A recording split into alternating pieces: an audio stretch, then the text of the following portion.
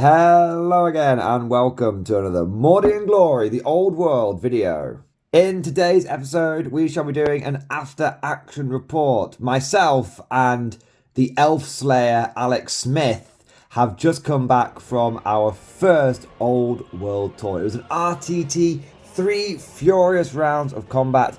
Well, of battles, there were many rounds of combat to be fair. And it was an absolute blast. One of the best tournaments that I have been to. And what we want to do is just take you through some of the highlights. This is kind of just our sort of our thoughts, hot off the presses as we've come back from the event. We've had some victory chicken. And so there will be a classic Morning Glory after action report with the different games and the turns and all that kind of good stuff. But we thought we'd give you some highlights and just a little bit of an impromptu off the cuff first impressions of competitive Old World. So I've been waffling on a little bit now for the introduction, so I'm going to hand over to Alex. What was in your list, and give us a few thoughts behind the units. Oh, cheers, man. So I was taking my glorious Warriors of Chaos, my usual sort of thing at this point of doing a nice mix of different marks, dipping my toe in each, but not. That's bollocks. You always take corn. You always take corn. What happened? You didn't take corn. I took a little bit of corn. So I went for real mixed bags. So it's 12.50. So quite a nice points level. I think I can see why a lot of people like to play it. I like it. You have enough to take lots of different things without it being too overwhelming. That I think is really cool. So going from the smaller guys up to the big guys. So I had my what has become my staple. That is either a unit of Marauders, one big unit of Marauders with great axes and Mark of Corn. They had some brothers that were just a smaller unit with shields and hand weapons that were skirmishing. I had some Marauder Horsemen, Tim. Finally!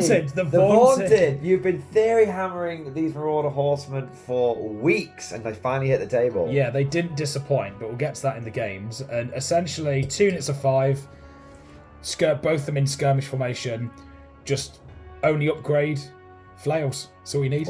All you need. Really cheap, 65 points a unit. 5-man unit. It's pretty decent. Just solid. And then going up to the slightly big guy side, a unit of 10 regular Chaos Warriors, so not chosen Chaos Warriors. Controversial, because you're normally a chosen man. I consider myself a chosen man, but my men were not necessarily chosen. Though I did have some chosen. But the guys on foot, unit of 10, heavy armour, shield, they're in sorcerer weapon. That's all you need. Strength 4, toughness 4. Only got the 1 attack, but minus 1 AP built in. What's not to like? It's a Chaos Warrior at the end of the day. Yeah, it's gonna slap. Yeah, they had the mark of Zinch though that was interesting. So that gave them magical flaming attacks, and it also meant that they, if a wizard was in them, they got +1 to cast as long as the unit was strength 10 or above. Did you have a wizard? I did, Tim. Spoilers for what I'm about to say in about 30 seconds. There was a wizard in there, but I'll get to them in a minute. And then I had the moon up to the slightly big guy, so I had another staple at this point, my chariot. Came back from getting its wheels repaired after getting fucking wind blasted off the table by an elementalist wizard. Chariot just out of the box, just solid. And then I had a unit of chosen Chaos Knights, again another staple at this point. But this time I did fork out the points to the blasted standard that was pretty clutch in it didn't come up very often, but when it did, it was pretty nasty. What's the blasted standard do for those viewers back home? So the blasted standard is it's a banner, and I think it's almost always done the same thing, and it's been in Chaos armies for years. So I remember people using it against me back in the day, since 7th edition stuff. It's basically magic standard, lets you reroll 1s on your armor saves in the shooting phase. That's pretty good when your opponent doesn't have any AP and you've got a 2-up save. Yeah. It's real nasty.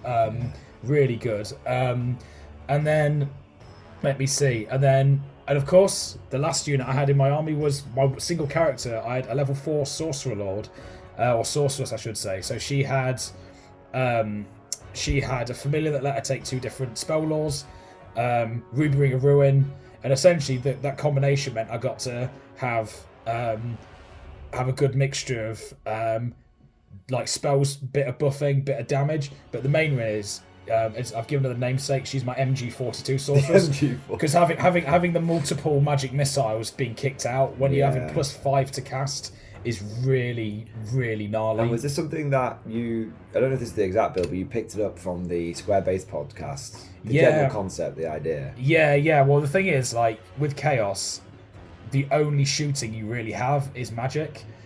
You know, you can take like a Hell Cannon, but they're quite expensive and quite unpredictable. And I'm going to get a Hell Cannon at some point, Tim. They're really fucking cool. They're really cool. Yeah. But like in a smaller points game, like, and also not having to roll to hit and just being like, right, fireball into you, demonology summoning into you, or like Zinch's fire, whatever. You know what you're gonna double down on your magic missiles is just really nasty. Nice. Yeah, and that was the list, man. That was the list. A good mix of things. Yeah, and definitely a change from what you've taken in the past. When we did our battle report, it was berserkers, you know, Mordor berserkers, and you were very much focused on almost making your Khorne and your chosen warriors as clear as possible. But one thing that came out of that game, and one thing which is so important about practice is you realize these kind of things, is you are over-egging the pudding. You don't need a Khorne chosen warrior to do 3 attacks, because 1 or 2 will still butcher the front rank of enemy, and really all you need is to butcher the front rank. So that's really, really cool seeing how the list has evolved. I definitely know people who watch that battle report will be interested to see how it's changed over the last few weeks. For myself, I was running the Empire, summon the elect accounts for the Emperor. Which one? Well, the one that's paying us, because we were, of course, running the Vossenbergs Vagabond Mercenary Company, and my army has also evolved. So it was very, very straightforward. I had 3 units of state troops, basically all 24-man strong. One was 22-man strong, but I had 2 characters in it, so it became 24-man strong. I had 2 of Halberdiers, full command, because I'll be damned if I don't take full command. I like flags, and that was it. And also in Empire, you know, you're not getting kills, you're not getting combat res by killing stuff, so you need that flag. And then I had 1 unit with spears and shields, for a total of 72 state troops, which people say state troops are bad. Little bit of foreshadowing. Those people that say they are bad haven't taken enough of them. Yeah, they're not looking at them the right way.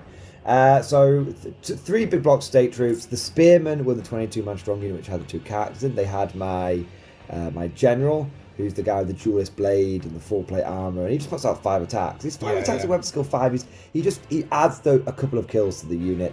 And then I had my BSB, who over successive games has been stripped down to now he is just a BSB with full plate armor and an enchanted shield. That's all he gets. No war banner or anything like that. And the only sort of equipment of note on the only sort of funny equipment of note on those characters was my BSB had a pistol, because I only had 5 points left over, and my general had dual pistols. And because I'm going to forget to mention it throughout the rest of the sort of video, the pistol game was not on point. John Wick was not leading my army. Blackbeard was more like Blackbeard. I just firing pistols off in every direction. Unfortunately, the Empire haven't quite invented the Colt 1911. Not yet. I think that would do it. That would definitely help. Yeah. So 3 blocks of state troops, 1 led by my 2 characters. And that was a really nice combo, and I basically always deployed those next to each other, so that I had a nice leadership 9 rollable bubble. And then I had 1 cannon, and I had 1 level 2 mage, and I took a level 2 mage to a tournament, and I encountered level 4 after level 4 after level 4, and I never felt a disadvantage. It was crazy. I just kept my mage away from their mage, and just accepted that they were probably going to get the spells they were going to get off, but as long as I got mine off, it was fine. Then I had the steam tank, which I'm going to nickname Atlas because it's so tired from carrying the rest of my list. The steam tank was game changing. The reason for the steam tank was it gives me another cannon. I want 2 cannons in my army. The steam tank has a cannon. It's only a regular cannon, but it's fine. There's very little difference between a regular cannon and a great cannon when it's blasting apart like gobos and skeletons and stuff like that. And also it's my fuck you, I don't want to deal with that unit. So what I do pretty much the plan with it was to see where my enemy would put his big horrible unit that would just cream on my infantry and be like, fuck you, don't deal with that. And I just put my steam tank down opposite it. And gotta say, work like a charm. In almost every game. In almost every game, apart from the game when I didn't stick to the plan. But yeah, much foreshadowing.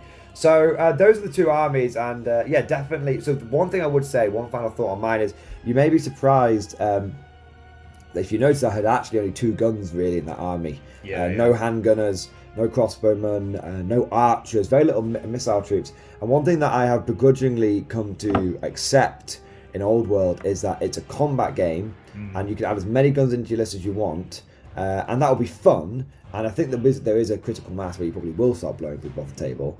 But it's probably going to get to the sharp end. And so I decided that I was going to basically put all of my points into, if I'm going to have to fight melee, fuck it, let's fight melee. And I went halberds and spears, and definitely, yeah, it helped a lot. Capturing them standards, man. You got to capture those standards. Yeah, exactly. Okay, you're not going to do that by shooting them. Exactly. So that was sort of the list. The tournament was at Element Games. Really enjoyed it. It was 1250 points. RTT, just 3 rounds, all done on BCP, so it was really well done, really easily managed. Pretty smooth, and all the we were playing on the small battle mats. Yeah. Which morally I was against, but gameplay wise I felt had a very little difference at 1250 points. Yeah, at 2000 it would feel quite cramped. Very cramped, I think. But I'm not going to poo-poo it until I've tried it. To be honest, Yeah. I'm willing to give it a go. Exactly. If it's a choice between going to a 2,000 point event and using those boards or not going to an event at all, I'm going to go to the event. Yeah, exactly. I'm not going to turn the event down. Goddamn tournament junkie, Alex. Get into my veins. He's joking. Got any more of them events, man? So we'll go into round 1 now. I'll quickly just go through my game because it was pretty. To be fair, it was pretty quick. So I ended up pairing into one of the TOs who had. He had a really strong list, and I went in there and I was kind of just like memeing it a little bit, and so I played against. He had orcs, and his army was 3 war machines, 3 artillery pieces, and a unit of black orcs with the black orc war boss, and a unit of goblins with 3 fanatics and a level 4, and then he had the trolls, 3 trolls, and basically he outshot me. And so the issue I had was I was marching across the board to get into combat with a unit that really didn't mind being in combat with me, whilst at the same time basically having Doom Divers just fly into my ranks. And so it was a very, very difficult game. But however, I actually think I ended up losing that first game. But I actually think I lost that in deployment, and the reason I lost deployment is I didn't stick to the plan. So my opponent had, from my perspective, he had trolls on the right, black orcs in the centre, goblins on the left, and then he had his artillery behind. And I should have put the steam tank opposite the trolls. Because even though they've got great weapons and everything, they're only hitting me on like 4s, and they're only wounding me on 4s, so it's like 2 or 3 wounds a time. I've got a 5-up save. And instead I was like, oh, well, I'll put it against the goblins because I'll bully the goblins, not remembering. My opponent had told me there was no funny business. That he had Itchy Nuisance, so suddenly such a nasty spell. Suddenly my toughness 7 tank was becoming toughness 5, and then the fanatics came out, so I lost my steam tank in 1 turn, which didn't happen again. I learned my lesson the hard way, and so basically I advanced up the board. Upon sight of the enemy, I advanced, sir. That's my style, sir. And I advanced up the board. And unfortunately, I actually had a couple of really good turns of shooting. I definitely had him on the ropes. And knowing now, I thought he outshot me. He actually didn't. Right. Because my cannons, over the course of like a couple of turns, were picking up like handfuls of black orcs and goblins, doing a really, really good job. And knowing what I know now, I definitely would have been like, oh, no, mate, I'm going to make you come to me. Because I had the numerical advantage.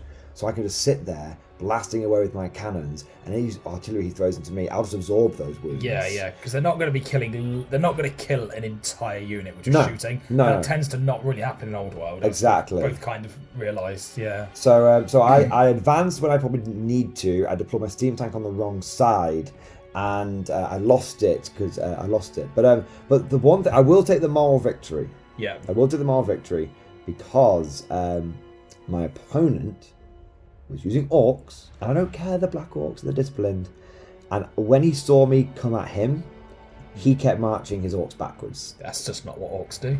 I mean, they are black orcs, so they are clever and they are cunning and they are learned smart. some tricks. They've learned some tricks, in but the mud pits of the Chaos Dwarves. Exactly. But I'm just saying that my headcanon is they saw the humans, they saw the Empire advancing resolutely towards them, and it put the fear of Sigmar into them. Yeah, yeah. And so basically my opponent just retreated after he killed the steam tank in turn 2. He just spent the entire game retreating, just launching stuff at me. Yeah. There was a bit of combat that had happened towards the end, and once my units were very depleted. And but what was kind of interesting is after, like, when sort of combat was sort of joined over sort of turn 4, turn 5, turn 6. Yeah. By the time the dust had settled, he only had 4 Black Orcs left. Yeah, you killed quite a few of them. I came over and had a look, and there was like 4 Black Orcs on the war boss. But there's definitely that's what I realised, like, at the end, and I did completely smash one of his war machines with a cannonball as well. Yeah, that was pretty funny. So yeah, there's definitely lessons learned from that. Don't be intimidated. The orc war machines are good, but in a straight up firefight, cannons will smash them. And if, like my army, I had such a numerical advantage, I should have just weathered the storm. But that was my game 1. I was too in my own head and a little bit too aggressive, and I probably should have been. Made him won that firefight and made him come to me. What about your game 1, Alex? All right, so game 1, Tim. So there was one thing similar about our games, and that was I also played orcs and goblins in my first game. You had a much nicer orc and goblin. Yeah. Your guy went, I'm not bringing fanatics, they're too strong. Which my guy had done that. The chap I played. So we had some stuff that had some teeth in it. So we had a level 4 spellcaster.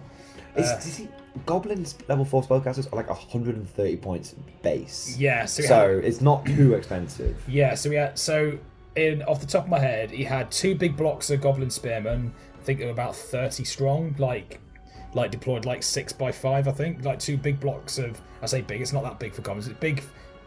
Big for on the table. It looked pretty big anyway. So 2 big blocks of goblins, about 30 man each. Had a unit of stone trolls as well. He had that were on like my left flank. 2 units of goblins were in the middle, one of them with his caster in, and then accompanying the trolls, he had like a pretty decent sized unit of what they call squig herders with some squigs. I like squig herders. The squig hoppers are better, but I like the squig herders. Squig herders, on one side, and then he had big mangler squig in the middle, like it was in between the 2 units of goblins. As I say, no fanatics, but then he had quite a few characters, I think. So he had like the level 4, and I think he might have had a battle standard bearer. I can't remember. I don't think he did though. Yeah. But then he had, some sort of boss. I'm not sure if it must have been the hero level 1 that was on a giant squig, and that was in a big unit of about 10 Boingy boys, yeah, and they were sat on the far flank, my right flank. And essentially, I'll just go through a quick kind of summary. So essentially what happened is, like, the battle lines were drawn, my line troops marched up a little bit towards the middle. You had your wizard on the flank, didn't you? That's it. I had the wizard on the flank. So I had my wizard with my chariot, and then I had some. I had 1 unit of Mord horsemen on each flank.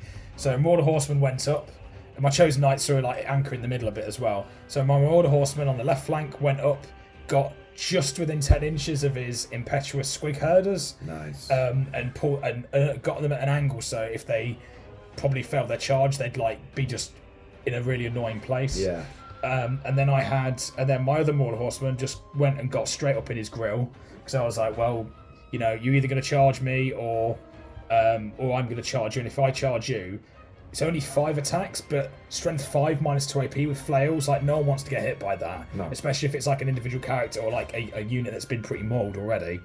So they moved up, and then essentially, turn 1 kind of like set the tone of it. I had a very, very lucky, it wasn't incredibly lucky, but it was reasonably lucky. So my opponent, I think my opponent went first. I can't remember who went first, but anyway, so I think he came up a bit, then I came up a little bit.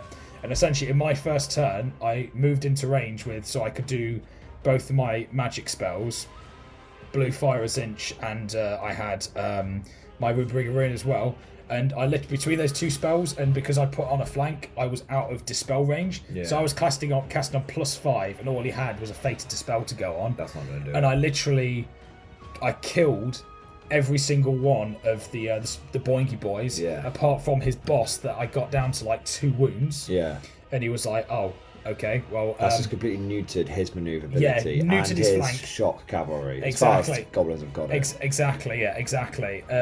Like my skirmishing marauders had like pushed as fast as they could up the middle to like bait some charges and things out. And then essentially, and that kind of set the tone of it a bit. Like, so for the rest of the game, essentially what happened is his squig hoppers, not hoppers, his squig herders would like fail the impetuous, charge my marauders, fail their charge. The marauders horsemen would then get a bit round the flank, sort of draw them away. His trolls were like way out of the fight because he failed about half his stupidity checks over the game. So this is something that people don't realise. The trolls have to take the stupid test on their own leadership. Yeah. They can't use the general's leadership, and they can't re-roll it with the BSB because the BSB is for specific things like break and rally tests. It's because you used to be able to, so some people have got some like, and it's one of these things that will come out in the wash when people reread the rules and stuff. Yeah, and they, it's a beginner event, and the guys and. I think we might have gotten that wrong in our game, but he still failed half his stupid checks. It's more than he probably should have done. But it's only leadership 5. If they're common trolls, they're leadership 4. So they often don't make it. Yeah, that's why trolls are so cheap though. If you look at their stat line, you're like they put out the heat. The reason though, they're only like 30 they're points. They're thick as shit. They're fucking thicker than 2 short planks. Yeah. So yeah, and then essentially like to kind of summarize so that flank had been completely smashed up. I got my chosen. I made a bit of a misplay in it that was like, so his mangler squigs came into my my marauder skirmishers, absolutely mangled them, literally mangled them. I then managed to get my chosen knights into them and like almost killed it, and I managed to get it to flee. And because my flank was to all the goblins, I was like, oh shit, I'll reform, I won't follow up. But the problem with that is it was my opponent's turn next, and I was like, well, I should have, in the moment, I thought, well, I don't want to get charged the flank by the goblins. The goblins. That, I'll reform. The goblins. Yeah, exactly. So I didn't follow up. That meant the mangler squigs could charge me, and their impact. You mean the squig herd? No, the mangler squigs. You had a mangler squig. The big one. The big one, the one, the 2 big ones that chain together. So I almost killed the mangler squig. And then I didn't follow up, and then he charged me and killed my chosen knights. Basically, that was a mistake. Because what would have happened is if I always chase down the man. So if I followed, so if I'd followed him up, I would have counted as charging with my lances because he fell back in good order, and I would have, and that would have meant I would have got the initiative bonus, and I might have. He was only on like 1 wound at that point, so I might have killed him. Yeah. But the marauders with their great axes came into the mangler squid. They managed to kill him in the end. Chopped up some mushrooms. Exactly. But anyway, to kind of summarize, really, so this I can't remember what killed the character that was on the big great squig. I think he charged my marauders, and I held. And then you chopped him up. And then he killed like 3 of the marauder horsemen, and then of the last 2 left, one of them plinked a wound off him. And then I think they then died later, and then I just like machine gunned him off, and then I think he fled, and then later on I killed him. He died in the wash. And basically what it came down to was like a big fight in the middle where there was like I just had better troops in the middle of the table. What was the highlighter was though, there was a bit where basically my spellcaster issued a challenge to his spellcaster and had a wizard fight. And wizard fight. It was so funny, yeah. Look up the song Weed Eater. It has one lyric where the guy screams "wizard fight," and then it's just like groovy bass tunes. But so I was going first, and it was so funny. So basically, I cast Soul Eater. That's like you do 1 automatic hit. It's only strength 3, but it ignores saves, ignores armor saves. You can take wards and regens against it, but it's flat damage 3. Nice. So if it connects and they fail their save, they're just dead. Splat. This guy didn't have a ward save or any armor save, so literally I just needed to cast it. 4 up, he's dead. So I go to cast it. I cast it successfully. He then goes to dispel it. He rolls a double 1. He rolls on the miscast table. Explodes. He blows up, wounds my sorceress, and kills like a handful of his guys, a handful of my guys. And I go, right, okay. And then she just like. And then she like does the like bloody like Voldemort touching Harry Potter's scar, just touched him on the head. And I can touch you. I can touch you now. And he just falls over and dies. And then what was it? And then there was something else that I did that caused my spell. I think I miscast. I then miscast myself. Like later that turn and blow up, so like the wizards were blown up everywhere. Though my wizard did. The important thing is my wizard blew up less and survived. That's it. And that was basically the game. So what you're telling me is the goblin blew himself up. He did, yeah. The goblin blew himself up. As is tradition. Exactly, yeah. So yeah, at the end of the game, it was it wasn't a crushing victory, but it was a very strong. It was a strong victory. My opponent got just over 500 victory points. I got just over 900. So. Nice. Not enough for a crushing, but it was like a good strong victory. Solid, nice. So you for the Chaos Gods. You won your first. All of them. They're in my army. All of your army. Apart from Nurgle. You're Chaos Undecided. That's what you are. Yeah. So you won your first round. I lost my first round. You got a good victory. I got a cushion defeat. Big thing I learned was I damaged lots of his army, but didn't finish many units off. So didn't get many points at all. Going into round 2, after getting my face pushed in by some Black Orcs and some War Machines, I went into some Tomb Kings. And I really want to play Tomb Kings because they're cool and they're one of the starter factions, and it's nice to actually. You don't see them much though, do you? No, you don't see them much. Not as much as Bretonians. Yeah. Well, you see plenty of them. They're just still in the box on the shelves. Oh no! Not like this. So he had basically the starter box. So he had 2 units of Skelly Archers, 20 strong, and he had 1 big fuck off unit of 30 Skelly Warriors. Yeah. And then he had a Tomb Prince in a unit of 2 Chariots. So there was 3 in total, 2 regular Chariots and the Tomb Prince. Yeah. And then he had the Dragon. He had he had a Lich Priest that was in one of his archer units. And the mission, so the first mission was regular pitch battle. Second mission was meaty engagement. He had a unit of horse archers as well, but they didn't come on the board to start off with as per the rules. They rolled a 1 in deployment. All of my stuff stayed on the board. My guys, that sort of led a little bit of fluff for my guys, which is they always turn up at the meeting engagement. Because they only get paid when they turn up. Yeah, I was going to say actually, it kind of goes without saying, but we knew what missions we were playing. They'd preset the missions. Yes, so game 1 was just the straight up pitch battle. Game 2 was meeting engagement. Meeting engagement, Mountain Pass. Yeah.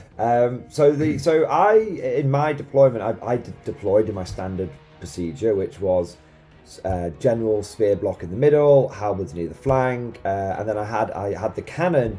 And what I was doing with the cannons, I was deploying it behind the main line of troops, but just leaving a couple of inches gaps between a couple of the units that you could just yeet a cannonball through the gap. And the only thing of note was I had my mage over on the right flank, and his mage, his level 4 was over on the left, so we weren't interacting with each other. And he, for his deployment, he had all his archers on my right, his skeleton warriors in the middle, his dragon on the left, and his tomb princes on the left. And to counter his tomb prince and all his nasty shit, I stuck to the plan this time. Yeah. And I put my steam tank on the left. So I saw his horribles on the left. I went, fuck off, I don't want to deal with that. Yeah. And I put the fuck off steam tank over Send in the armour! Send in the armour, yeah. So I got first turn. I know Skinwalker Mordian was in place. I think I got turn 1 every time.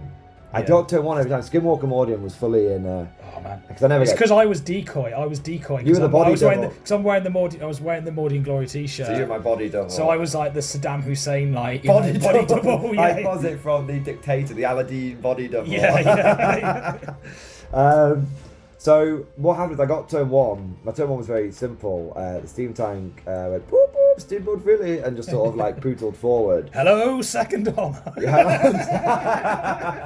And the steam tank pootled forward and yeeted a cannonball into the dragon, which proceeded to make its regen save. This would become a theme.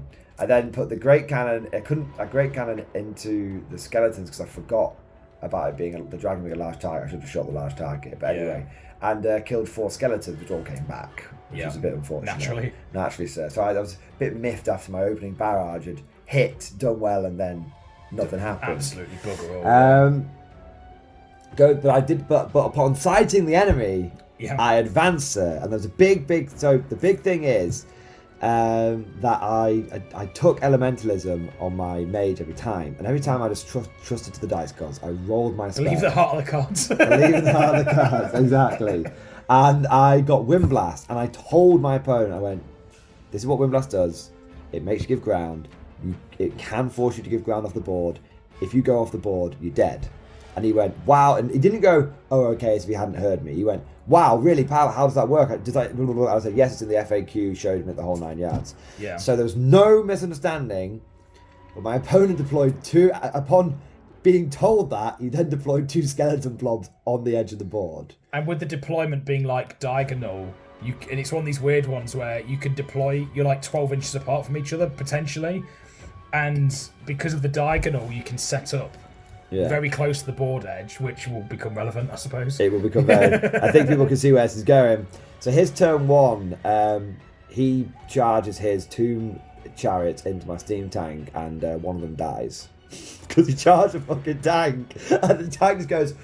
and starts grinding over. Oh, no. It was so bad. He's like, "Oh, my 2-person's got this great weapon. It's the Crook and Flail. It's only like strength 5. So it's just like, we only got 6 here. He's like, clang, clang. Just whip it, dude. Yeah, so long story short, the left flank, the steam tank single-handedly just ground over. With no impact hits whatsoever, just over the course of like 4 rounds of combat. Just ground down everything, including his Tomb Prince. Amazing. On the right flank, so turn 1 has moved up. He shot the shit out of me with all his archers. And those arrows of the Asp are really... they only hit on 5s, but when you've got 40 skeleton archers, going nuts at you, they are. And he had them in bricks, not in lines. He had them in bricks because he was just making use of volley fire. Yeah. So he's only missing out. I've like 40 shots. He only missed out on like 10. Yeah. To 12. So it's not a huge amount. And so he took a rank off one of my state troops, just took it out. I was like, that's pretty mad. But then it came to my turn 2, and I was like, okay, I'm definitely in charge range with a unit of state troops into the front of one of his skeleton archer units. Yep. And I'm also in blast range of the other skeleton archer unit, both of which are on the edge of the board. So I charge, it's like a 9-inch charge, I need like a 5. I get it, which is cool, because my state troops are like, show them steel, lads, show them good damn like charging. That's far too patriotic. Put these boys back in the ground. That was far too patriotic. It was first one in gets an extra copper coin. It's like, earn these pay, boys. Yeah, earn your pay, lads. They're not paying us by the hour. Assholes and elbows, ladies, are not paying us by the hour. So my state troops go in, and people say state troops aren't any good, and they're probably right, but the one thing they can beat in combat is skeleton archers. So I beat him in combat, and he was on the edge of the board, and because he's undead, and because he wasn't in an Nakaran phalanx because they were archers, he had to give ground, and he gave ground off the board and died. And then in my shooting, obviously we're a little out of sequence here, but in my shooting, I wind blasted the other one, and he wasn't in dispel range because, like I said, he'd gone on the left, and I deployed my wizard afterwards, gone on the right. And so I get it's Wind Blast is a piece of piss to cast. It's level 8. Yeah. So like level 4, don't need it. Level 2, get it off high enough so that his fated spell can't save him. 20 skeletons off the board, including a mortuary priest. So that was 40 skeletons and a mortuary priest, and that was the game, really. Yeah. And the rest of the game, basically the rest of the game was I had a unit of halberdiers. So my halberdiers with the Italian flag, who I've now named the Arditi. The Arditi. The Arditi. Oh, it's a shame you can't give them. I mean, if you give them drilled, it's kind of like them having moved through cover. Or Yeah. So the Arditi, and this is where they earned their Arditi daggers. The Arditi, basically, the rest of the game was the Arditi held against the Bone Dragon for about 4 rounds of combat, and it was giving it a go. By the end of it, there was like 1 rank left. They were still holding, and that is the beauty of not being outnumbered. So fear isn't cuckolding me, and also not being outnumbered. So when I lose morale, lose a combat, I don't just break. Yeah. So I was on leadership 9, re-rollable, and I just kept making it. A couple of times it was a bit dicey. But the sergeant was dead at this point, but the corporal who had taken over reminded them that if you flee, you don't get paid. Yeah. So they were like, so the other thing, so that was what happened in the set with the RDT, and then on the right flank, basically I smashed his last units of skeletons, spears in the front, halberds in the side, smashed them over 2 rounds of combat with crumble. Because he's only leadership 8 on his big mortuary priest on the dragon, so he just struggled to get a rise off sometimes. And so basically the twilight turns of the game were his dragon munching on the RDT, whilst the rest of the lads pulled the gold teeth out the skulls of the skeleton heads and pocketed them. And yeah, the cavalry turned up at some point, but were inconsequential and died. A skeleton horsemen are truly awful. It's a real shame. Game 2 was a victory and a crushing one. Oh, nice, very good. So I mean, my game 2, Tim. So yeah, congratulations on your crushing victory. Thank you. So congratulations on your first crushing victory. My first your regular victory. And I've given the game away a little bit. What was a crushing victory? Okay, yeah. So I mean, you've let the cat out the bag a bit. It was interesting. It was a sort of tinted mirror match. So I was playing against another Chaos Warriors player. In a mirror darkly. Yeah, in a mirror darkly. And yeah, I mean, as Tim was just like, kind of let out the bag a bit. Got a crushing victory here, and I mean, it was a good game. And there was some bits that were a bit dicey, but like I think the look on the whole was about average. But where my good luck came out was where it was really clutch and like decisive. Yeah. So I was playing against a Chaos Warrior player. His army wasn't that dissimilar to mine, to be fair. Like he had. It reminded me of Alex 1.0 because of lots of Marauders but no Chaos Warriors. Exactly, yeah. So he basically had a level 4 that was Zinch in a big unit of Marauders that was Zinch, so he was getting his +5 to cast. Nice. He had a unit. I think it was maybe 15 Marauders that were just Khorne with hand weapons. And they were just like this kind of bully block essentially that he had. He had 2 Chaos Spawn that were both Khorne Chaos Spawn. That was quite cool. He had a unit of 5 Khorne Marauders that were just skirmishing. The mark of Khorne, because he said to me they were themed Khorne, but they weren't Khorne. I don't remember. Yeah, he did. Yeah, because he had Killing Blow on them, and they get Killing Blow if you give them. Okay. They get different. The way their marks affect them are different, and if they're Khorne, they get Killing Blow. That's fair. So he had these 2 individual Spawn running around. He had a unit, like me, had a unit of 5 chosen Chaos Knights, but unlike me, he hadn't paid for lances on them. That I think was a bit dicey. Instead of lances, he'd gone for Mark Frenzy. Of Khorne with Frenzy. So they were putting out 3 attacks each if they'd got into combat. Foreshadowing, yeah. And essentially we'd kind of lined up, so we sort of had, again, my Marauder Horsemen were on opposing flanks, had my infantry in the middle, had Chariot on one side, Chosen Knights, I'm trying to think where my Chosen Knights were sort of near the middle. They were sort of like to sort of pick if they wanted to support the middle or support a flank. Between us, the only units that didn't come on, like that didn't take part in deployment, he had 1 Spawn and a unit of dogs that had to come on turn 1, and I had my whole army on the table apart from my unit of 10 bodyguard Chaos Warriors. But that was fine because I just deployed, so turn 1 they'd move on, and then my spellcaster could just jump in them. I didn't deploy that I was going to be in any risk of getting jumped on turn 1. Essentially what happened is I went, let me think, did I go first? I can't remember now. I can't remember if I went first or second, but anyway, it didn't really matter too much. We don't know if you had the first word, but we know you had the last word. Well, yeah, indeed. So essentially, so what happened is what sort of set the tone for the game was I moved my block with my spellcaster in up once they'd got on the table, and pushed my screening kind of guys up, my bloody sacrificial marauders ran up and basically baited his Chaos Knights to come charge me. They charged in, killed about half of them. The rest of them fled, but they bounced the unit they're fleeing, so they didn't.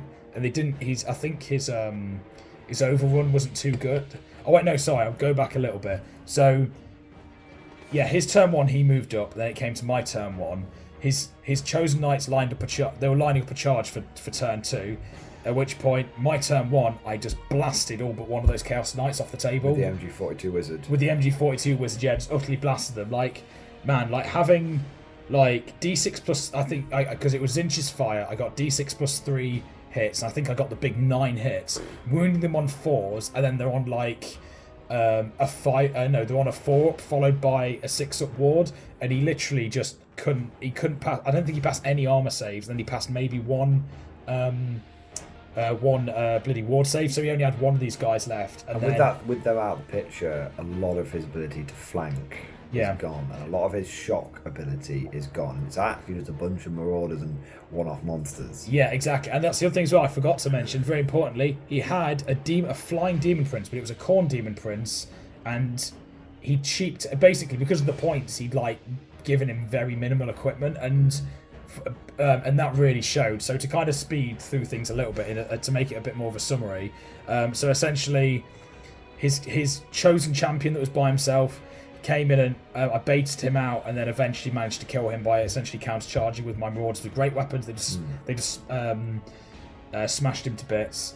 I had my other guys sort of like pushed up, a mixture of marauder horsemen, like gumming things up and like lining up flank charges with my chosen knights meant that I was able to sort of really like kind of mess up the remaining killer units he had. And I think like to summarize, like the two things that kind of set the game, something happened at the very beginning, killing all those chosen knights. Nearing the end of the game, something that really set the tone. It really made me realise, like, if you're going to spend points on an expensive character, you've got to spend even more points to make them worth taking. Yeah, if you cheap out on them, you've actually wasted your 300 precisely points, yeah. So to get the perfect example of this is his demon prince. I was like, right, I don't know how I could deal with a demon prince. This is going to be really problematic. So I basically was like, right, I'll just try and kill everything around it. And then when the dice are down at the end of the game, hopefully I've like, you know, if I kill everything else, I should be all right. But so the demon prince came smashing into my block of 18 marauders with great axes, and he sent the spawn into them as well.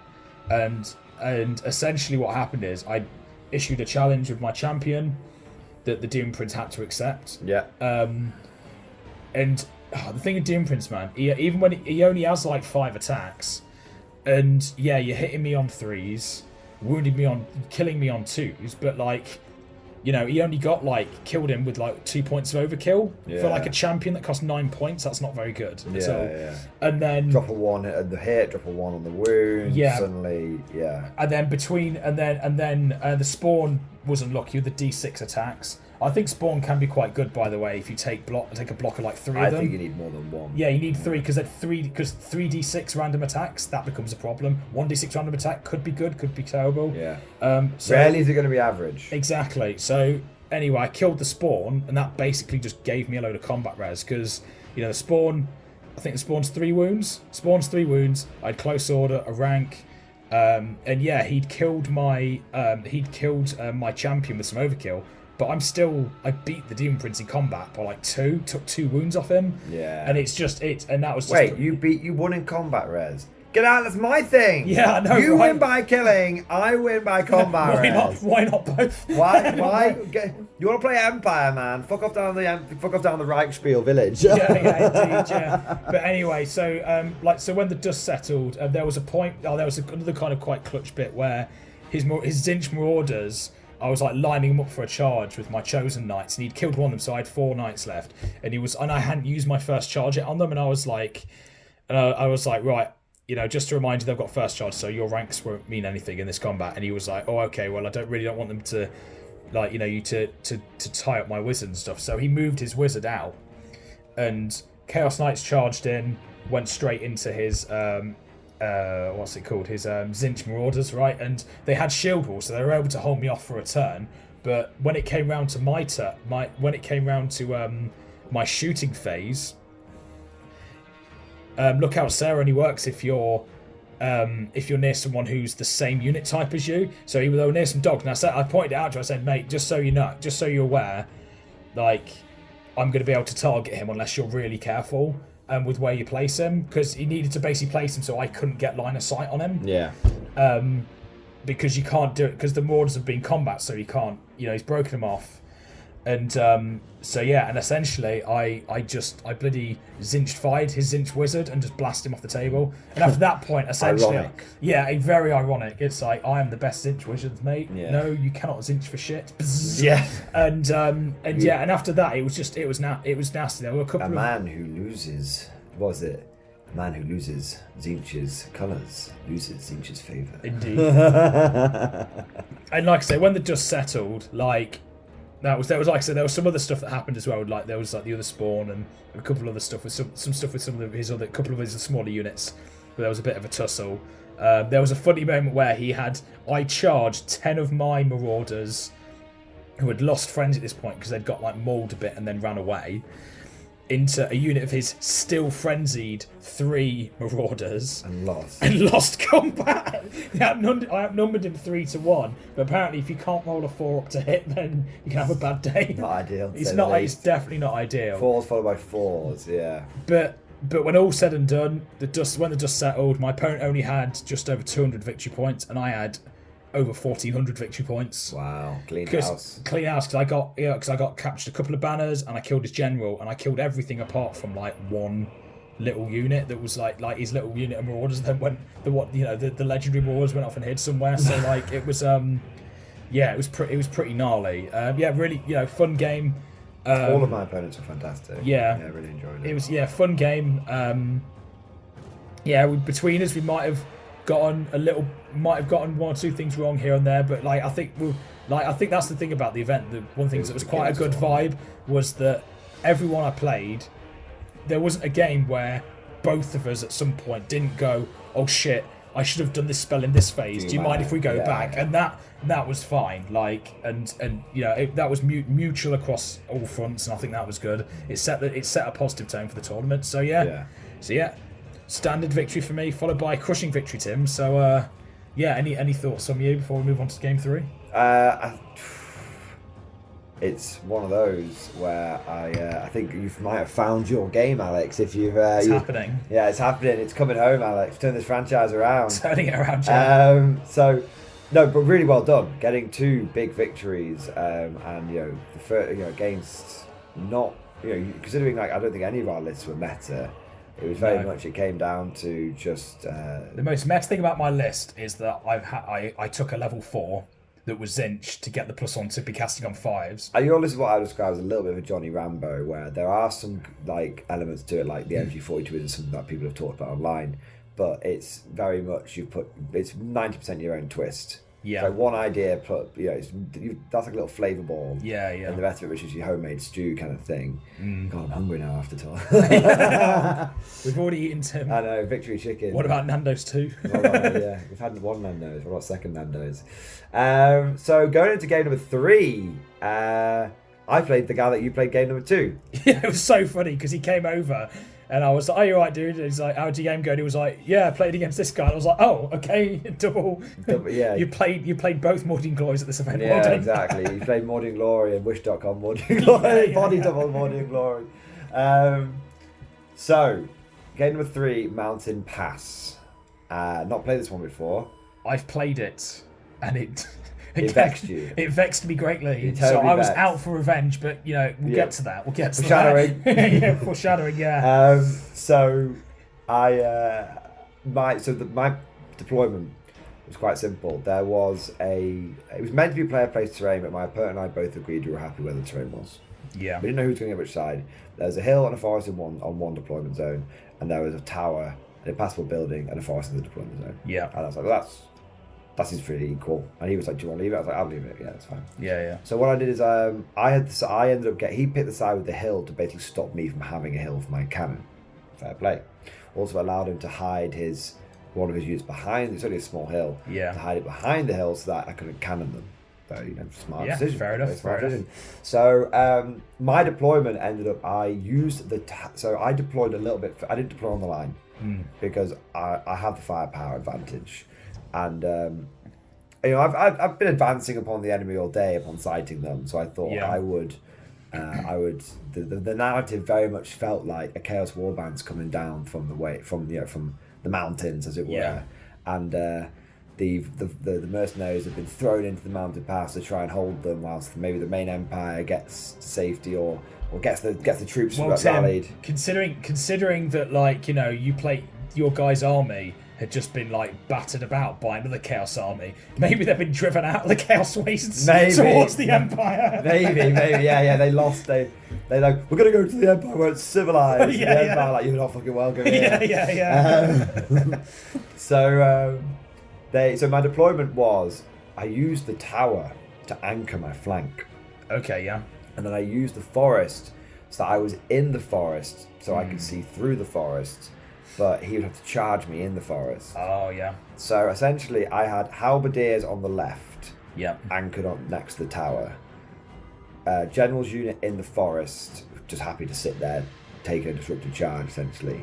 And on the right flank, and then there's a cannon in between both of those, just shooting through the gap, as it were. No, there wasn't. No, sorry. A maid was there shooting through the gap. Okay, yeah, got you. And then I had, on the right, I had my halberdiers, and on the extreme right flank, I had my cannon.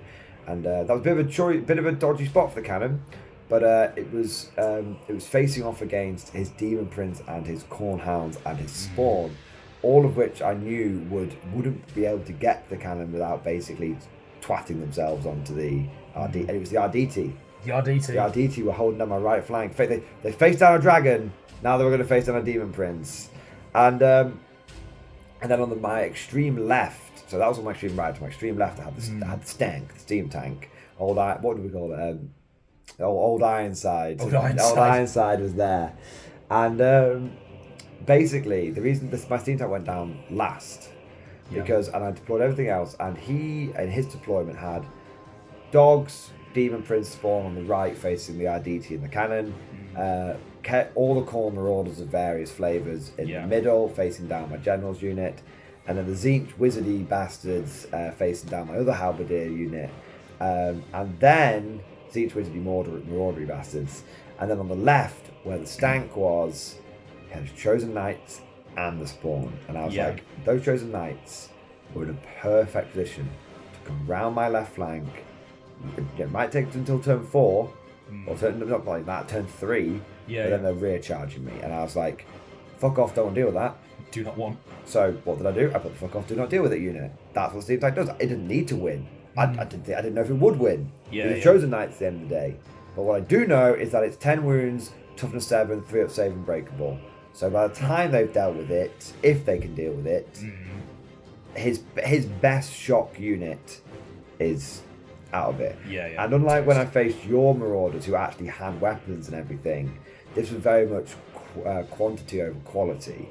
So all of the Marauders were like hand weapons. He didn't pay for upgrades on a lot of them, I don't think. Yeah, that's because it's take a level 4 at that points level, and then trying to have mass. I think you've got to go quantity or quality. Yeah. And the Empire can. This is what I found my state troops is. A lot of people poo-poo state troops, but they are quite cheap. At 6 points a model with just a halberd, you are getting quantity and quality. Like I outnumbered every opponent, apart from the Tomb Kings one, who after I bloody wind blasted him, I definitely outnumbered him. I wasn't even that badly outnumbered. No, I had equal numbers to the Tomb King guy because he had 70 infantry and I had 72. Anyway, so game 3. So basically, it comes over to I get turn 1, Skinwalker Mordian in full effect. My God. And I yeet a cannonball into his Corn Marauders, which kills 3 of them and bounces through into the Demon Prince, and I'm like, oh, and he failed his armor save, failed his ward save. I rolled the damage, got 4 wounds, and then he went regen 5 up, and he passed it. Oh yeah. And I was like, I'm so close, you motherfucker! I'm so close to getting you. But no, he tanked it on the ethereal energies, the Imprene energies protected him, and then my steam tank drove forward and pootled forward, boop, boop, and put a steam cannon shot into his Tzeentch Marauders and killed 3 of them. Nice. And these ones don't come back; they don't get risen back. No, so that was quite nice. And my whole plan was basically just whittle him down because I pre-measured it, so I knew it would take at least 3 turns of marching before he couldn't charge turn 3. Yeah. I was just over, so pretty much no matter what he did. So then so his turn 2, his turn 1 moves forward, not in range of any magic or anything. Gaze of the Gods as Demon Prince, rolls a 1, re-rolls it, rolls a 1. Oh man, yeah. So retires as The Demon double Prince. stupid, Yeah, unfortunately. And he's got a high leadership, so it didn't matter. He only failed it once, but it was still sort of like, Tzeentch has abandoned you. Sigmar is with us tonight. Yeah, he's like leadership 9 base, so it's probably going to pass it most of the time, but it's always going to... There's always that one time. Where it just bumbles forwards, and the movement characteristic of a Demon Prince is like, if it's flying, it's like obviously got fly, but if it fails its stupidity, he bumbles forward. I think they're like movement 6 or something like that, so that's... Just stumbles forward, expose yourself quite badly to a counter charge if you're not careful. And then he brought his Chaos Chosen over the hill, and it put them about 8 inches away from the steam tank. And I was like, I'll give that a fucking go. I'll charge that. Load the nails. So no, I just charged him. Just charged him. Okay. So turn 2, I'm like, I tried this whole like shoot with the steam tank and just take the charge. Yeah. And I was like, God damn it, I want some impact hits. Yeah. So I charge in, get the charge. It's the only charge I do, and I get the max impact hits. And I'm like, nice. Ooh, and I get the all wound. I'm like, oh! And he then passes 5 out of 7 4th saves because it's AP2. Yeah, yeah. And passes 1 of the 6 at wards, so I only squashed 1. Okay. Big sad. So he got lucky. He didn't make them against you, but he made them against me. Yeah. The steam tank actually it slightly exploded itself on the way in, so it took a wound. It's like he's got a bit excited, like. I was like, oh, I rolled 1-1. I was like, oh. Threw the nitrous rocks into the furnace, and it was like. Bit of warp stone got mixed into the coal. So yeah, basically, I put forward that. So that's what happened. So I squashed 1 with the impact hits, squashed 1 with the stomp. He did 1 wound back to me. Yeah. But failed his. He failed because he's lost 2 guys. I've got close order, and he's done. It was draw. He had 1 wound, close order, and a banner. Anyway, long story short, the steam tank. The next turn, we're skipping ahead a little bit, but left flank. Steam tank, next turn, stomps him, he fails his test, he stubborns it, he falls on good order, I catch him, turn 3, squash him on the die. Yeah. So my steam tank squashed 5 Chaos Knights, and it was because he didn't have lances. Yeah. Or great weapons or anything. The strength 6 and the charge means you wouldn't it on 5s instead of wouldn't it on 6s. Like, yeah. And at one point, his Chaos Corn spawn, the big thing that allowed me to break him, his Corn spawn came in. Did nothing, and then the engineer prodded it in the eye, and then I ran it over. And then, so it might take until turn 4 to kill the Chaos Knights, but because I ran it over, because it's not Behemoth, it just died. And then he failed his leadership, and that's how he lost his frenzy and all that kind of stuff. So yeah, his Knights basically got squashed turn 3, turn 4. In the centre, I just stayed there, and his Corn Dogs had come at me. Also, going over to the right. Corn Dogs had run forward, and they got into 12-inch range. I grape shotted them, just flattened 4 of them. He then failed his charge his turn, so I grape shotted them again. We grape shotted them, and then we grape shotted them again. Load the nails. Load the extra nails. Load even more nails. So quick, go to Screwfix, get some nails. Yeah, so the Corn Dog went down. The Corn Dogs went down, and then I took the spawn out that was following the Demon Prince, and the Demon Prince went into the RDT. And the IDT, they just did it again. Yeah. They faced down a Bone Dragon, they faced down a Demon Prince, and by the end of the game, the RDT were left on 1 rank, and the Demon Prince was left on 1 wound. Yeah. Just through a mixture of combat rares and the occasional Halberd with some guts behind it. And if he didn't have that 5-up regen, he would have died. Yeah. Easy peasy. And then in the centre was when it got fucky. Right. Okay. Because he marches forward turn 1, he marches forward turn 2, he marches forward turn 3, so he's really near to me. Yeah. And I think he just thought, because I stayed still the entire time, that was what was going to continue to happen. But I charged him. Yeah, fair enough. And it was a lot. It was, to be fair, saw the whites of their eyes, their bloodshot. It was 6-inch eyes. 6-inch charge on both accounts. So my halberd. What happened is my halberdier charged into his 5 skirmisher corps marauders, flattened them. Overran into a Tzeentch unit, so he couldn't cast spells. So from turn 4 onwards, I had magic mastery in the game. Yeah. Because I was like level 2, fuck you, level 4, level 2. Oh. And then on the generals unit went into the unit of like the bigger unit of marauders. Yeah. And cut down the first rank of them so they couldn't fight back. They broke and I chased them down. Yeah. And then basically in the center, the other halberdiers had a bit.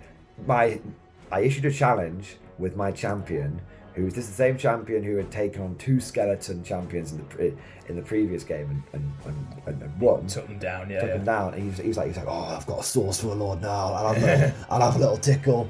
He survived the combat with the sorcerer lord. Oh, amazing. He rolled a 1 and a 2 to wound him.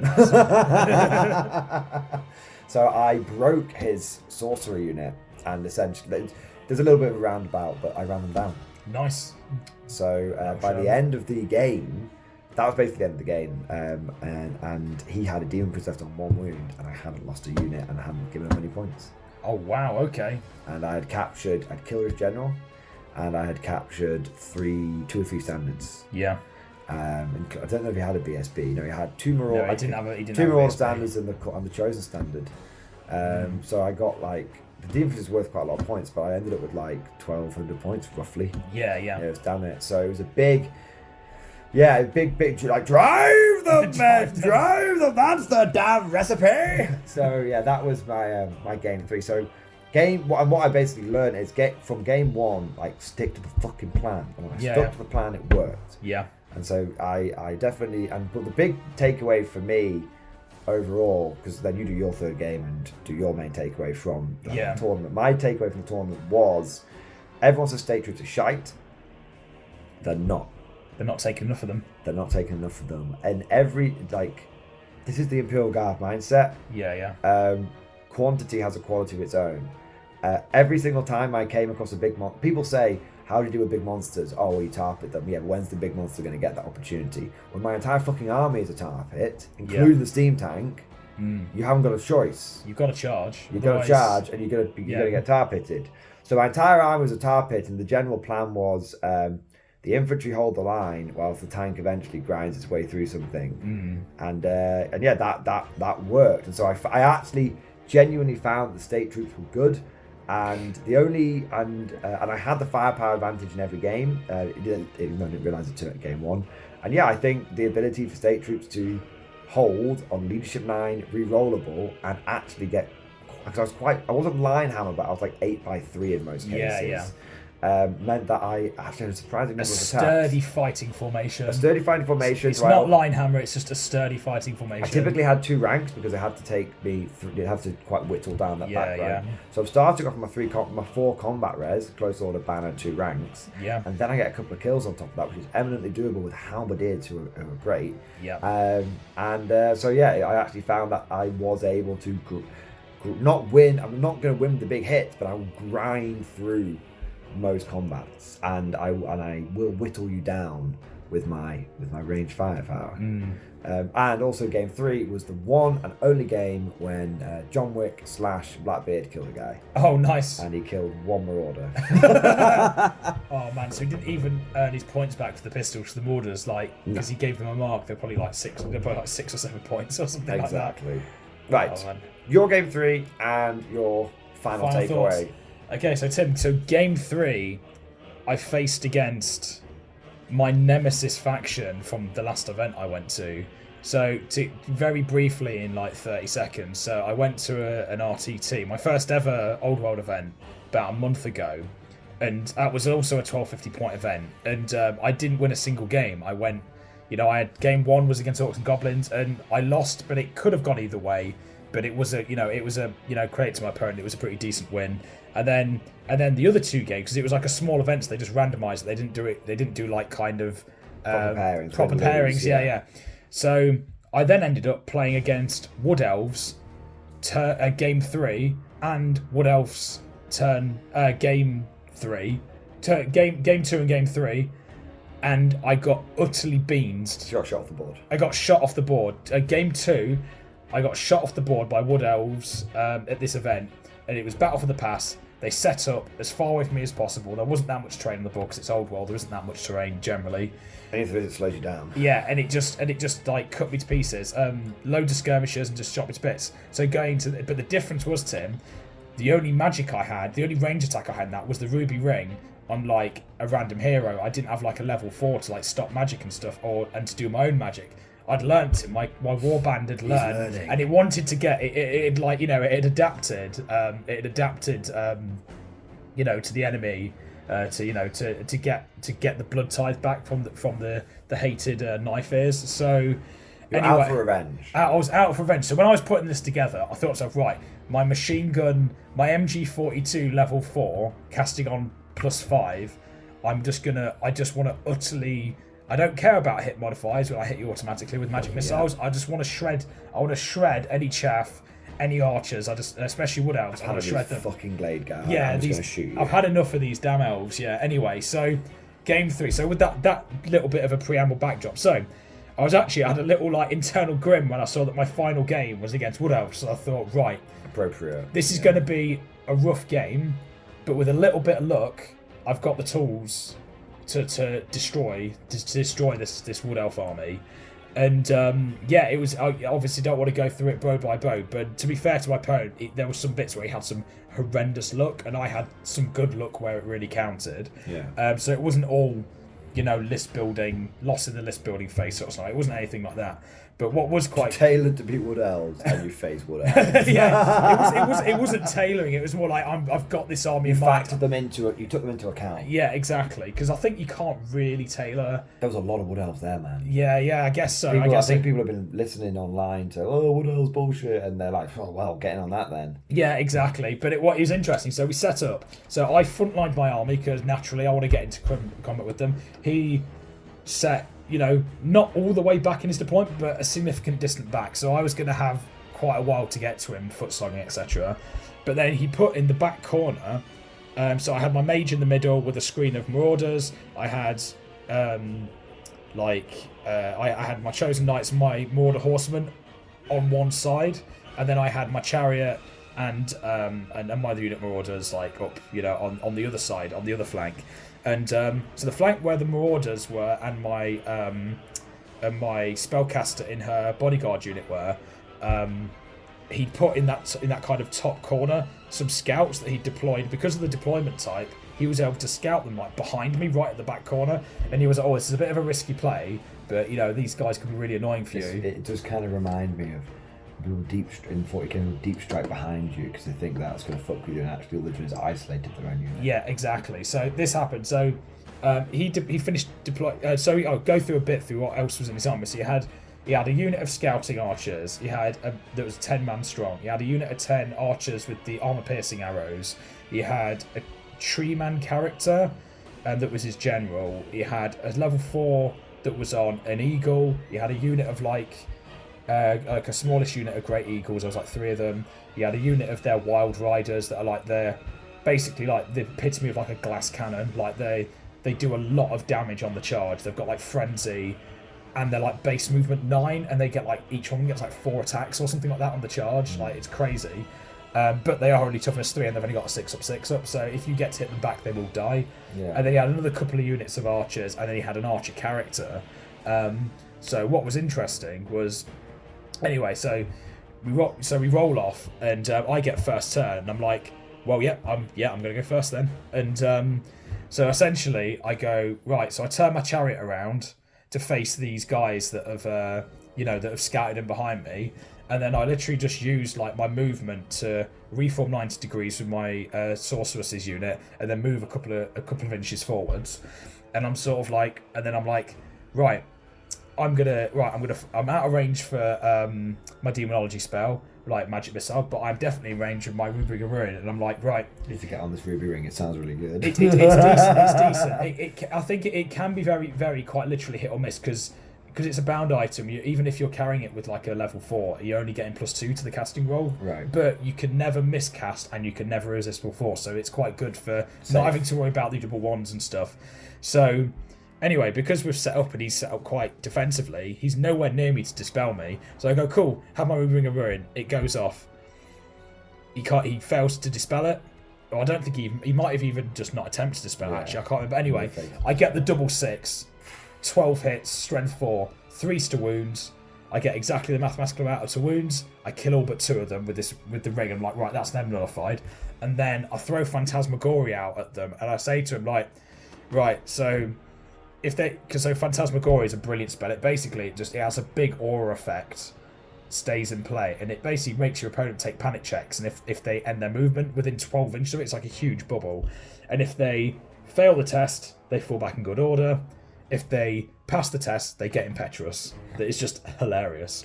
So powerful. It doesn't kill anything, but it absolutely, and you'll see in this game, ruined my parents. It ruined my parents. They're so disappointed. I ruined my opponents. That's what I meant to say. It ruined my opponents. Alex, plans. you've fallen to the dark side. Yeah. Yeah, exactly. Yeah, they won't talk to me anymore. We're a bolt action family. yeah, exactly. Yeah, it's like it's fine to play the Waffen-SS, but these guys cross the line. Chaos cross the line. Just for the dear viewers, it's not fine to play the Waffen-SS unless it's for historical reasons. yeah, indeed. No, actually, you know what? It's totally fine. It's like fun to play the Waffen-SS. Just don't be the Waffen-SS. Yeah, well, indeed. But anyway, so those guys are pretty much like combat ineffective because there's like 2 of them left. And then, and I just like march everything forwards, and I, throw my Warder Horseman forwards just to be like, yeah, come and charge me, or I'm gonna charge you, setting up my knights to kind of be ready for a counter charge, because I thought his tree man might be a bit more aggressive. Yeah. But I sort of forced him to be a bit more defensive. You thought the tree was going to be aggressive. I mean, you've seen the Lord of the Rings, right? Yeah. I mean, you overestimated the tree. I mean, it's a big old monster. It's toughness 6. It can be quite, when you've not got cannons to draw up on, it's quite a tough creature. But anyway, so apart from me utterly, so the funny thing was, so it comes down to my opponent's turn, and Phantasmagoria basically he fails his checks. They fall back in good order because they were literally set up in the corner of the battlefield. They're off the board. They're gone. The Mordian special. The Mordian special, yeah, exactly, yeah. I mean, at least I killed almost all of them and they fucked off. They didn't just go, ooh! I didn't even roll to wound my Tomb King opponent. Yeah. I went, I've hit you. Team Rocket blasting off again, yeah, just fly off into a big pile of trash.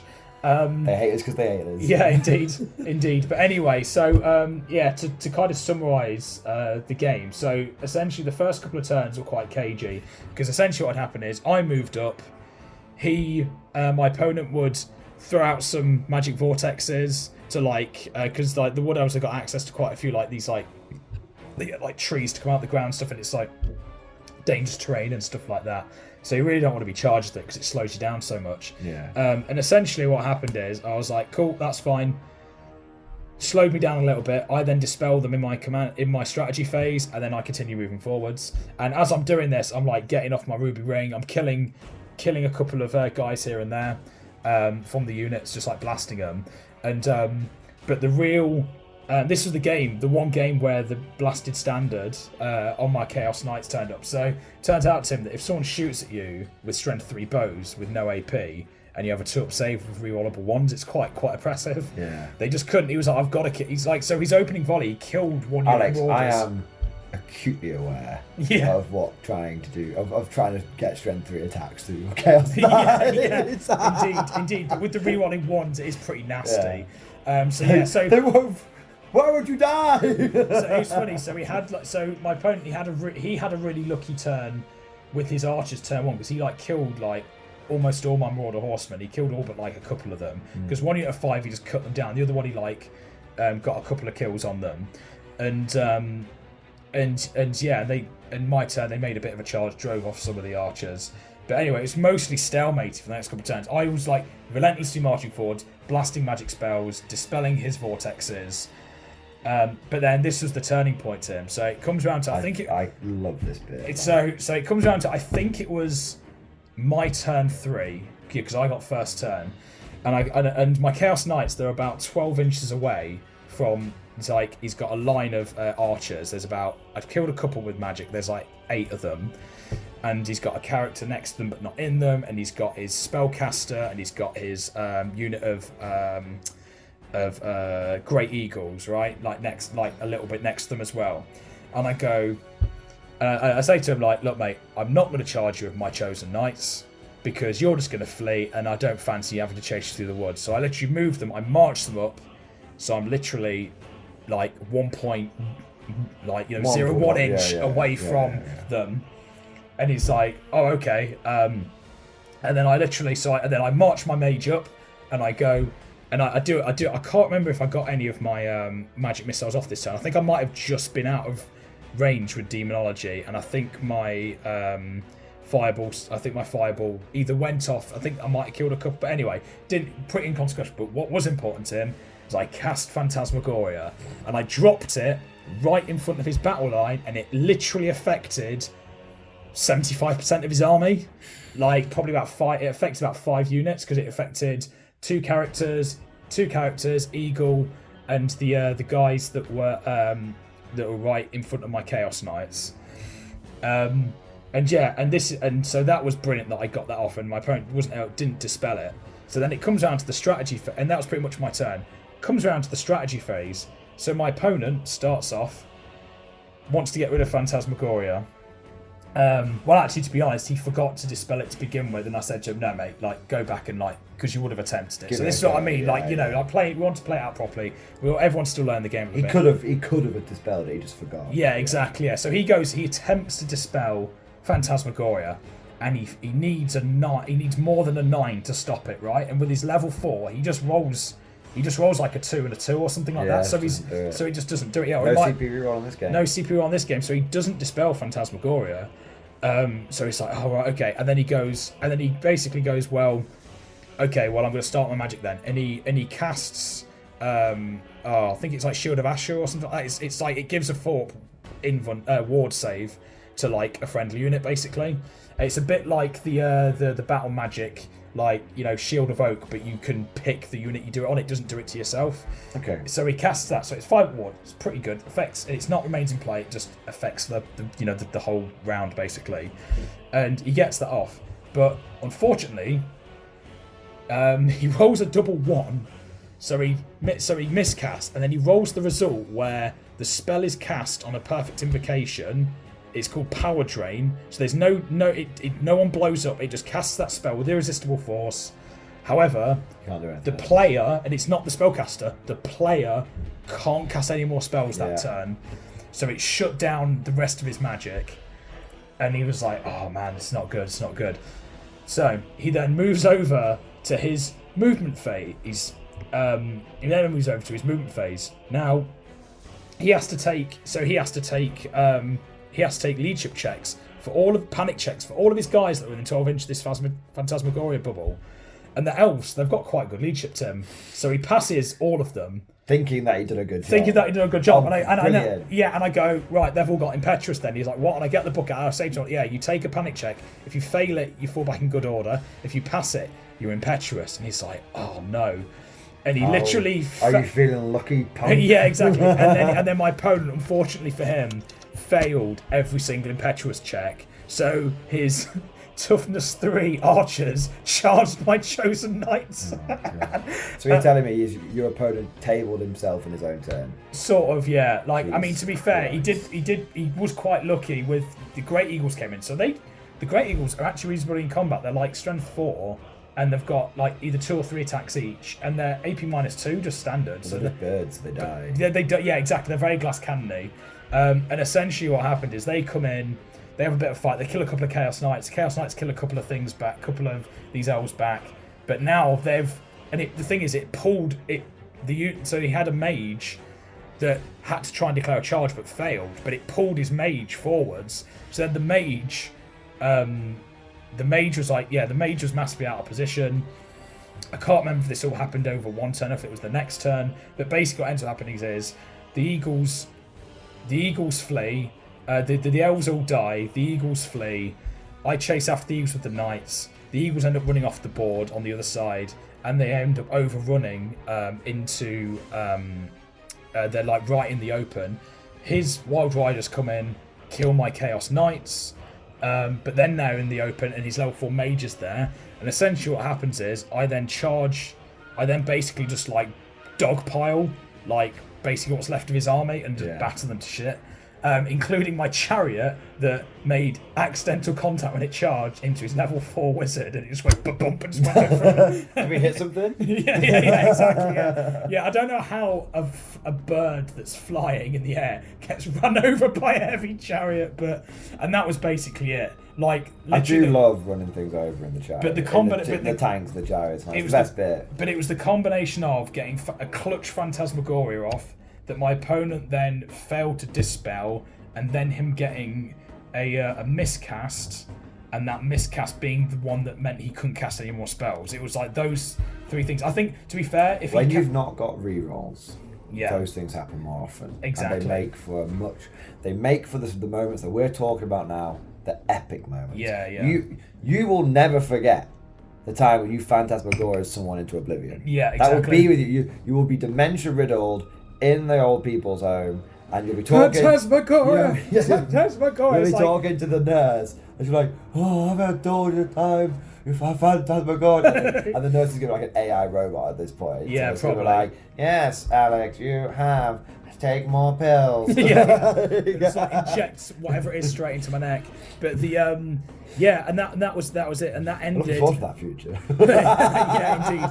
And that ended up as like a crushing victory for me. The only thing Two crushing victories. The only thing he had left was his general that was the tree man ancient.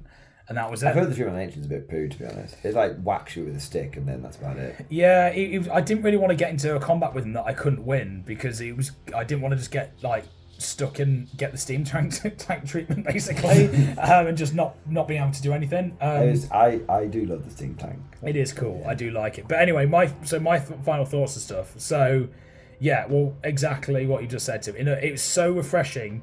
It was like the excitement and the epicness of like kind of old school 40k. That's what it reminded me, because it's a Games Workshop game. But the randomness, but just enough randomness of bolt action, because there's no rerolls and stuff like that. Yeah. And I really enjoyed it. Just got to wear it. It was really, it was good. More tension, more stakes. So yeah, I think, so overall, really fun event. My opponents were all decent. All decent, like I say. Little bits of like, well, not really take backs, but just going, oh, do you mind if we do that? Go back and do it in the right order. The thing that I find that happens with is magic, and I actually kind of wish there was a magic face back. Yeah, I think it easier. I think the mechanics of it, I think it's cool that you can move into range and then zap with shooting, but the downside to that is, because hexes and enchantments are done in the the strategy phase, aka the command phase. Yeah. You have to be in range to hex someone a turn ahead. Yeah. It makes things kind of interesting. It makes, and you just have to set it up. It means you're probably not getting your hexes off turn 1 unless you go second and your opponent runs at you. And yeah, it was good. It was a really cool event. I really enjoyed it. The Wood Elves are. You know what? Like, you faced your nemesis. I faced my nemesis and came out like, seriously, Tim. Like the I don't know if it's blood or tears that my warriors were wading through, but they've probably got trench foot, the amount of moisture they've had to wade through. Man, like the Wood Elves, it like, you know what, it made me realise, oh, this is how Wood Elves are balanced, because if you have a way to answer, if you have an answer for their tricks, they just fold like a paper bag. And they're one bad turn away from getting smashed. Yeah, exactly. But that was kind of sort of leading on to the final closing thought, which is this was very much a beginner event, and what was genuinely beautiful to see was all of the happy, smiling wargamers who were clearly sort of feasting on the member berries. Yeah, they loved it. We're really in the honeymoon phase. Now, I sort of said this to you earlier today, and I was like, I think everyone's going to be really enjoying Old World, but there's going to be, I think this might happen after 3 months, 6 months, or a year, but everyone's going to experience at some point where they're going to go to an Old World event and they're going to hit something very meta. Yeah. And it's kind of going to shatter that illusion. And that's going to be where I think the test of Old World comes. Yeah. And there's nothing wrong with playing hard, especially if it is at a tournament. But I think, fortunately, if it's anything like Warhammer 40k, if it grows large enough, there'll be such a breadth of player that one game in every every 5 tournaments you will come across the Sweat Lord. Well, let me. And the other games, you might come across hard lists, but you'll come across nice players. So that's my sort of thought on not how necessarily the meta will develop, but the community will develop. Yeah. So when it's interesting, like I think that everything, I feel like Old World's in a place where yes, there is some broken stuff, but I feel like I genuinely think most things do have an answer that you can, but it does take a bit of foresight to know what to take, right? So when people were like raving about Dragon Lords like being in every single list, and if you can't take a dragon then your army's trashed here and stuff, I did think like, oh no.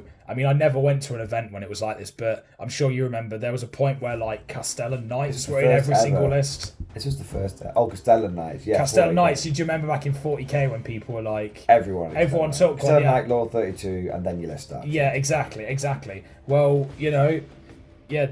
It's one of these things where it's like, okay, yeah, that Chaos Lord, pretty hot shit, but if you're spending 700 points on a Chaos Lord, you're probably not fitting a level 4 on your list.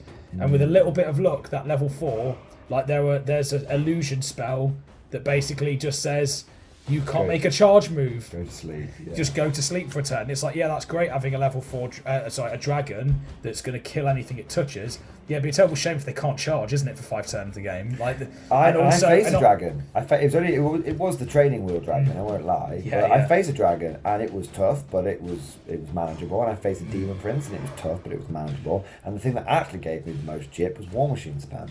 Yeah, indeed. I think like, and even stuff that isn't as oppressive as going, well, illusion spell, you know, you move slow and you can't make a charge move. Like that is like a very hard like solve to like, you know, a single dragon or a single Death Star unit.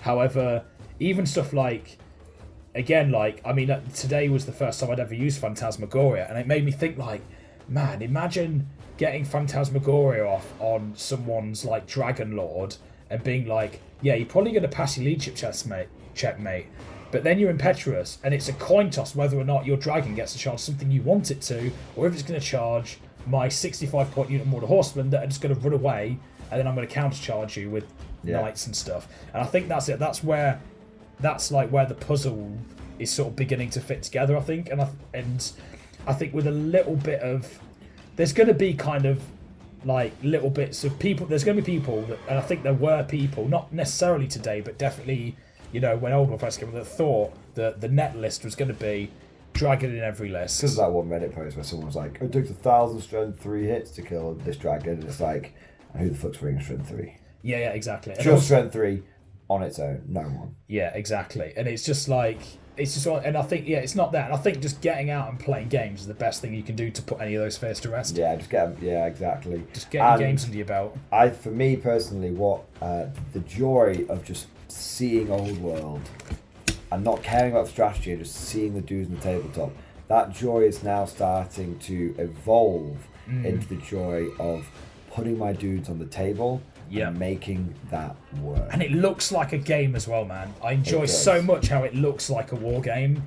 Like, it's one of the things that's like disenfranchised with 40k. You look at a table at like an event, and everything's hidden behind L-shaped ruins, and you can't really see what's going on. You're like, what is this? Like, I found myself looking around the gaming hall and doing a second take at how beautiful some of the armies were. Yeah. Some of them were so good, nice. And even if the armies weren't beautiful, just how eye-catching the boards were with the units ranked up. Even some of them unpainted, it was just this, like you said, it looks like a game, and at a glance, I can take in what's happening. Yeah. It was cool. But we've been waffling on for quite a while now, so we'll wrap the video up. But hope you guys, upon starting the video, we went on for 3 times longer than we expected, so that's our start, sir. But hope you guys back home enjoy. This is very much a first impressions, and we did cover a lot here, so I may leave this as the after action report, or I may have a separate one. We'll play it by ear. Do what you want, Tim. Do what I want. It's your channel. It's my fucking channel. I do what I want. But hope you guys enjoyed this video and also found it interesting and informative and fun, because Old World is very new right now. There's people that some people aren't getting a chance to play games, some people that are. So let us know your thoughts down in the comment sections. What would you change about our list? What did you enjoy about our list? Were there any particular matchups that you thought were spicy, or any particular moments that you really enjoyed? If you did really enjoy the video, then please don't forget to smash that like button. I know it's cringe asking for likes, but it's got to be done because the almighty and unknown YouTube algorithm, it feeds upon the souls of likes. So if you can smash like button, that does help. And if you want to see more Old World content like this, then don't forget to subscribe to never miss an episode. And last but certainly not least, I want to say a personal, heartfelt thank you to all of the top tier Patreons, all the Patreons, top tier ones, and also the channel members. Couldn't do these tournaments, couldn't get into new game systems like Old World without the generous support of the members and of the patrons. So from the bottom of my heart, man, thank you so much for every single one of you guys. You genuinely make this happen. But that's all for now. Thank you for watching, and of course, as always, we'll see you guys next time.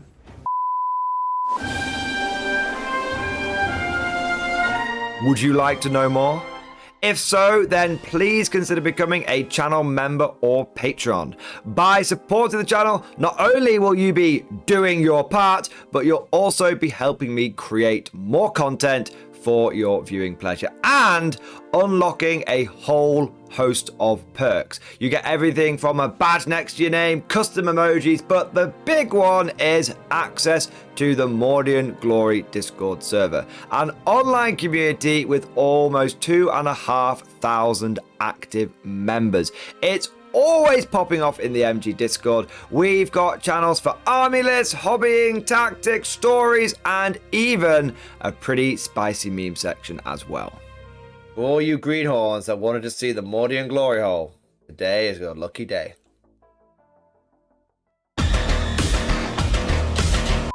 And joking aside, I do want to say a massive thank you to all of the current channel members and patrons. You guys are amazing, truly the lifeblood of the channel. I could not do Mordian Glory full time without the incredible and generous support of my members, so thank you guys so much. And last but certainly not least, I want to say a personal thank you to all of my top tier Patreons. These are the War Masters, the people who have truly gone above and beyond the call of duty. So a heartfelt thank you to Alex Dengal, Bon Vert, Mad Larkin, Marcus Roberts, Mark Panconi, RJ Scorpion, Swordfish Trombone, Try Again Bragg, John Stubbs, Nick Walsh, Diesel Fox, and August Barney. Seriously guys, thank you from the bottom of my heart. Your support is incredible and it makes a huge difference. Thank you so much. That's all for now. Hope you've all enjoyed today's video, and of course, as always, see you guys next time.